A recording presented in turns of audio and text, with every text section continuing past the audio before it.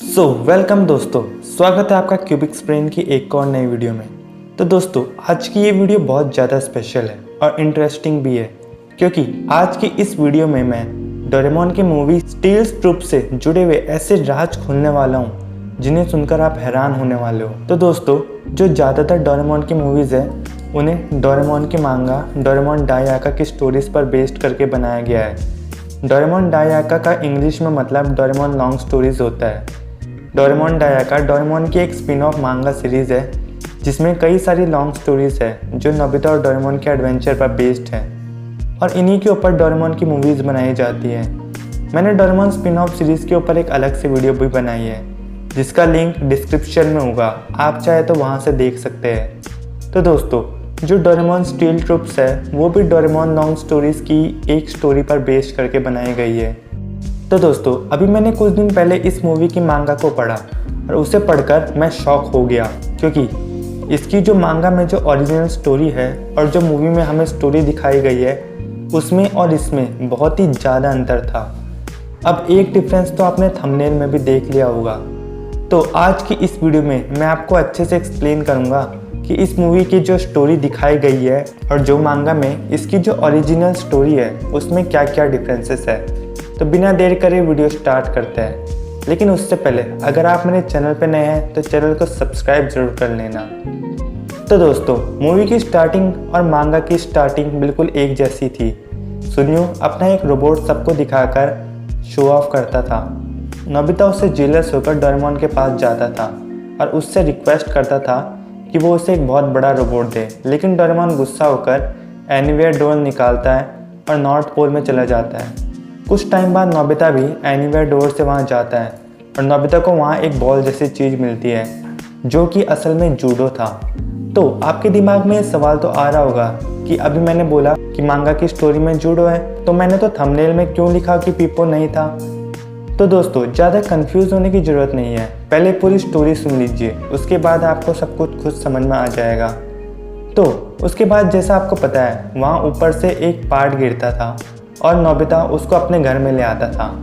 फिर वो डोरेमोन को इसके बारे में बताता है और वो दोनों मिरर वर्ल्ड बनाकर उसमें रोबोट के सभी पार्ट को असेंबल करते थे। और जो रिरोरू थी उसे नॉर्थ पोल पर जूडो और रोबोट का कोई भी पार्ट नहीं मिलता, लेकिन हमने मूवी में देखा था कि जो ब्रेन था, मतलब जो कि जूडो था, वो रिरोरू को सिग्नल में नोबिता का नाम बोलता था। लेकिन मांगा की स्टोरी में ऐसा कुछ भी नहीं हुआ है। नोबिता शिजुका को रोबोट के बारे में बताता है और बाकी आगे के सीन बिल्कुल वैसे ही होता है। उन्हें पता चलता है कि वो रोबोट असल में एक हथियार है, इसलिए वो उसके बारे में किसी को नहीं बताते। अब दोस्तों, आगे का सीन बिल्कुल वैसा ही है। जो सुन्यो और जियान है वो अपने रोबोट टॉय के साथ नोबिता को परेशान कर रहे होते हैं, क्योंकि नोबिता ने उनको वादा किया था कि वो एक बड़ा रोबोट उनको दिखाएगा। अब हमने मूवी में देखा है कि रिरोरू नोबिता का नाम सुनती थी, इस वजह से वो उसको पूछती थी कि क्या तुम नोबिता हो। लेकिन मांगा की स्टोरी में क्योंकि उसे नोबिता के नाम का सिग्नल ही नहीं मिला था, तो वो उनके पास इसलिए जाती थी क्योंकि वो किसी बड़े रोबोट की बात कर रहे होते थे।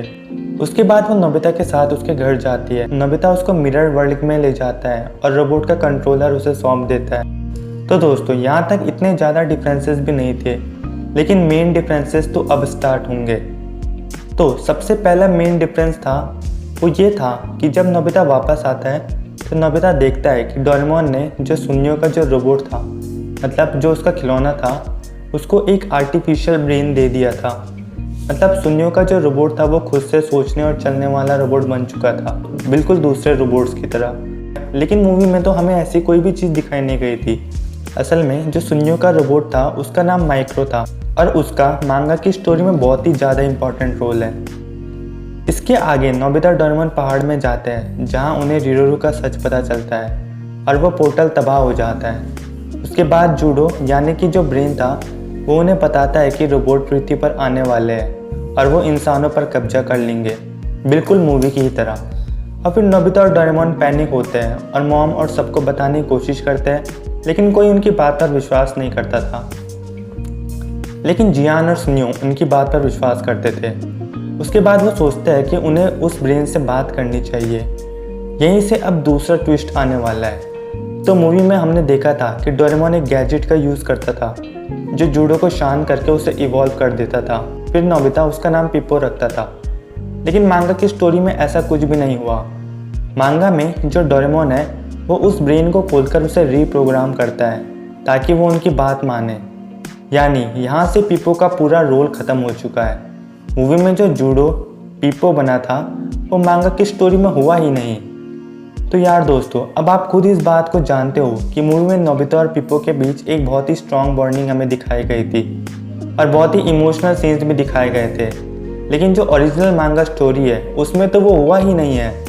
इसका मतलब पिप्पो के सारे सीन्स भी यहाँ पर कट हो चुके हैं। तो दोस्तों, उसके बाद की स्टोरी दोबारा से थोड़ा मूवी की तरह चलती है। नोबिता और सब शिजुका के बाथटब से मिरर वर्ल्ड में एंटर करते हैं। अब यहाँ से अगला डिफरेंस शुरू होता है। मूवी में हमने देखा था कि जब वो वहाँ घुसते थे तो रोबोट उन पर अटैक करते थे, जिसमें जियान, सुन्यो और डोरेमोन पकड़े जाते थे। लेकिन नोबिता और पिप्पो बच जाते थे और फिर नोबिता पिप्पो को जेंडा क्रॉस के पास ले जाता था और फिर वो दोनों मिलकर जियान, सुन्यो और डोरेमोन को बचाते थे।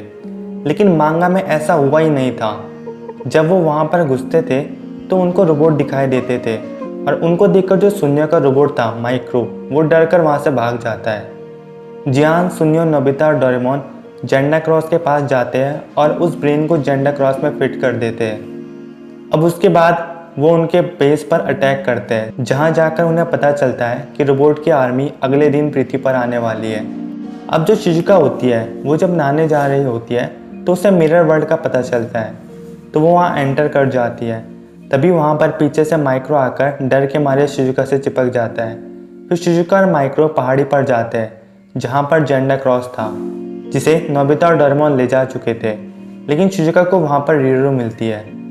अब दोस्तों, मूवी में रिरोरू धमाके के बाद बेहोश हो गई थी, लेकिन यहाँ मांगा की स्टोरी में रिरोरू डैमेज तो थी लेकिन अपने होश में थी और वो शिजुका को देखकर उस पर हमला कर देती है और उसे मारने की कोशिश करती है। लेकिन जो माइक्रो होता है वो उसके सर पर बजाता है, जिससे वो बेहोश हो जाती है और वो शिजुका को बचा लेता है। फिर शिजुका और माइक्रो रिरोरू को अपने घर ले जाते हैं, जहाँ पर शिजुका उसका इलाज करती है। आगे वाला सीन मूवी के सीन की तरह है। शिजुका को अपने घर के नीचे से आवाज़ सुनाई देती है। इसके बाद जब वो नीचे आती है तो रोबोट उस पर हमला करता है, लेकिन नोबिता एक हीरो की तरह एंट्री लेकर उसको बचा लेता है। उसके बाद आगे के कुछ सीन्स दोबारा से सेम चलते हैं।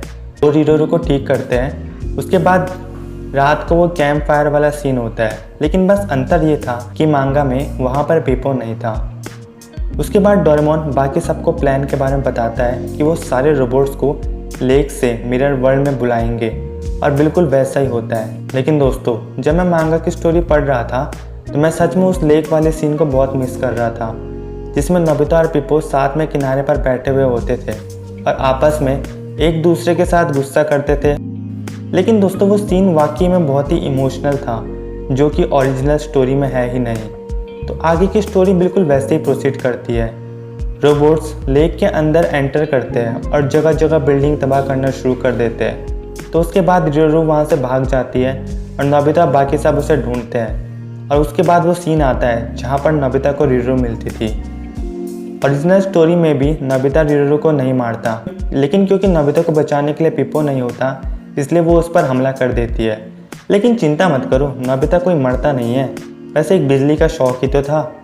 फिर जब रिरोरू बाहर निकलती है तो जो मेकाटोपिया के ट्रूप्स का लीडर होता है वो उसको पूछता है कि इंसान कहाँ पर है। लेकिन जैसे कि मूवी में रिरोरू उनके प्लान के बारे में नहीं बताती थी, वैसे ही मांगा की स्टोरी में भी रिरोरू उनका राज नहीं बोलती और बोलती है कि उन्हें इंसानों को समझने की कोशिश करनी होगी। जिसके बाद वो उससे नाराज़ होता है और उसे सज़ा देने का फैसला करता है। लेकिन मांगा की स्टोरी में जब एक रोबोट उसको ले जा रहा होता है तो नोबिता और डोरेमोन रोबोट पर हमला करके उसे बचा लेते हैं, जो कि मूवी के सीन से बिल्कुल अलग था। उसके बाद वो रिरोरू को छोटा करके पिंजरे में बंद करते हैं, जहाँ पर शिजुका और सुन्यो का रोबोट माइक्रो उसकी देखभाल करते थे और वो सब उन रोबोट से लड़ने के लिए निकल जाते हैं। फिर आखिर में उनकी लड़ाई होती है। इसमें डोरेमोन जेंडा क्रॉस का भी इस्तेमाल करता है। लेकिन दोस्तों, यहाँ पर एक और एपिक सीन हम मिस करते हैं। मूवी में जो पिप्पो यानी जेंडा क्रॉस और मेकाटोपिया के लीडर की वो जो बड़ी सी मकड़ी थी, उनकी जो लड़ाई होती है वो वाकई में बहुत ही कमाल की थी।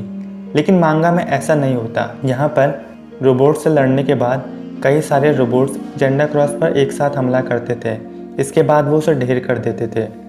वहाँ जो माइक्रो होता है वो बोलता है कि ये सब तुम्हारे उन 2 रोबोट की वजह से हुआ है जिन्होंने तुम सबको बनाया है। अगर मैं पास्ट में जा सकता तो मैं उन्हें बताता, जिससे शिजुका को पास्ट में जाने का आइडिया आता है। उसके बाद माइक्रो, शिजुका और रिरोरू पास्ट में जाते हैं और प्रोफेसर जिन्होंने उन 2 रोबोट्स को बनाया होता है उनसे बात करते हैं। उसके बाद प्रोफेसर उन 2 रोबोट्स में कुछ चेंजेस करने वाले होते हैं जिससे पहले ही वो मर जाते हैं।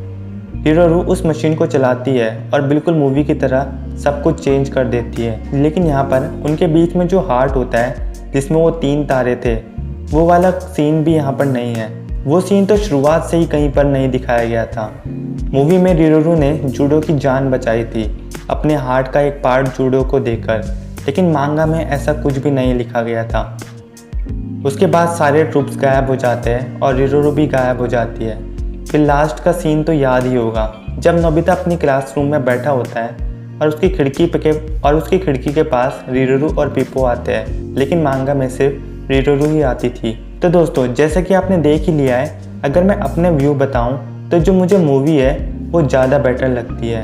हमें दिखाया गया है कि वो मांगा की स्टोरी से बहुत ज़्यादा बेटर है, क्योंकि जो जूडो से पीपो में जो चेंज दिखाया गया है, इसके बाद जो पीपो और नोबिता के बीच की जो केमिस्ट्री दिखाई गई थी वो वाकई में एक बहुत ही इमोशनल थी। लेकिन मांगा में एक तरह से देखा जाए तो पीपो के बदले सुनियो का रोबोट डाल दिया गया था और मूवी में कई सारे एपिक एक्शन प्लॉट्स भी दिखाए गए हैं जो कि मांगा की स्टोरी में इंक्लूड तक भी नहीं है।